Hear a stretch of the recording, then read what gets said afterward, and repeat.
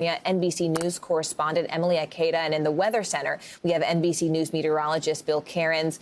Emilie, let's go to you first. What are conditions like where you are right now? Hey there, Morgan. Well, one of the elements that immediately hits you that you probably can see through your screens is the limited visibility. The smoke here is just dense. The smell is poignant. Those factors really compounding the eeriness of walking through Greenville, this decimated mining town. And you take a look up there, you can barely make out the tree line. Again, speaking to the thickness of the smoke. Overnight, more buildings burned on the path of the Dixie Fire, inching closer to a total number of 900 structures destroyed. Now, I will say, another number inching up, moving upwards, but in a good way, is the containment percentage. Firefighters saying that it is now 25% contained. The Dixie Fire up 3% from the latest update last night. So a sign of hope, certainly, for ranchers, homeowners, anyone still trying to hold on and protect their homes. I want you to listen here to one just a few miles away. I mean, it was 20 hours a day. Anytime the wind would come up, we had spot fires everywhere, just like you're seeing here, all over the ranch, up by the houses, up on the hill. Every time I'd fill the truck up with water, they'd be calling me and saying, "Hey, there's another one. You got to come back now." And we just couldn't get to any of it quick enough. And when an entire town is essentially burned off the map like this, it really complicates the rebuilding process. You think when your brothers, sisters, nieces, nephews, everyone in your extended family loses their home, as we spoke to numerous residents as that is the case, where do you stay during the interim? It's certainly complicating a horrific tragedy. Back to you, Morgan. All right, Emilie Ikeda, thank you so much for being with us. We really appreciate your time and covering those fires. I know it's impacting so many people's lives out there. Thanks so much for joining us, Emilie.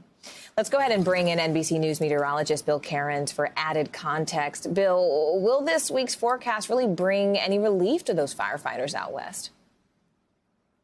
If anything, it would actually get worse, Morgan. The last couple of days, the relative humidity has been up a little bit. That's the moisture in the air. So that helps the firefighters get those containment lines. But then when the heat starts to build and the wind starts to crank up, sometimes it can jump those lines. So they have their hands full. We have over 100 large fires burning in the west right now. And the smoke from those is all over, but especially that Dixie Fire, which is in Northern California. You could just see the smoke plume coming off of that. And the smoke has just been really problematic in areas of the Rockies, especially. That's where it's all been blowing lately towards Salt Lake City. And Denver's had like 36 straight days in a row with poor air quality. And occasionally some of that's been going into the Great Lakes. But that's not going to be the case this week because a cold front's coming through along with a lot of rain. So as far as the dangerous heat goes, I mean, we're going coast to coast. And this is still kind of the dog days of summer, so you kind of expect this. But 94 million people from Kansas to Texas to the Southeast, all the way down. New England's being included in this too. New York City's going to get very hot and dangerous over the next couple of days. Even Boston could feel like 105 as we go throughout the end of this week, which is pretty rare for them.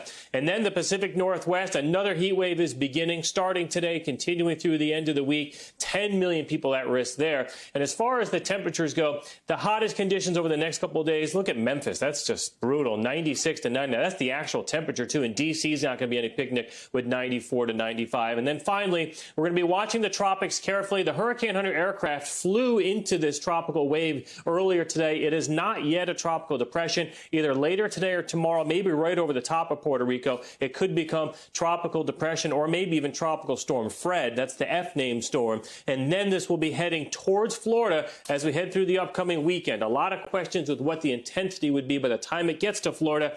We're at that time of year, Morgan, where these storms can, sometimes surprise us and get stronger in a hurry. So we'll watch this one carefully. All right, Bill Karins, I know you will. Thanks for being with us.